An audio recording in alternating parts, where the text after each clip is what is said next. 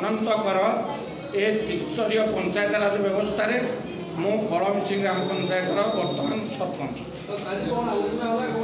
आज आलोचना है गोटे निर्वाचन द्वितीय निर्वाचन में बर्तमान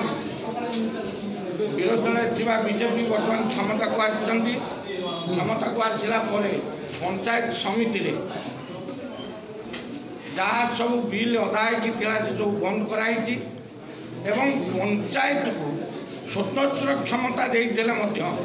पंचायत समस्त कार्य को बंद कर आज ब्लॉक बंद ना आम अभियोग क्या विरुद्ध करूँ कम कहीं बंद होता से संपर्क में आम आज मंडल उन्नयन अधिकारी महोदय को डकई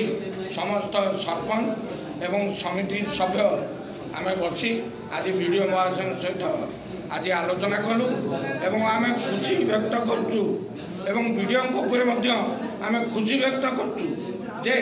सरकारी नियम अनुसार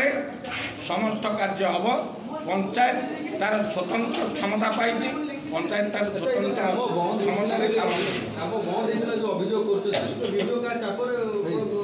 से संपर्क में आप वीडियो मौसा पचारे से कह चापे थे कि न।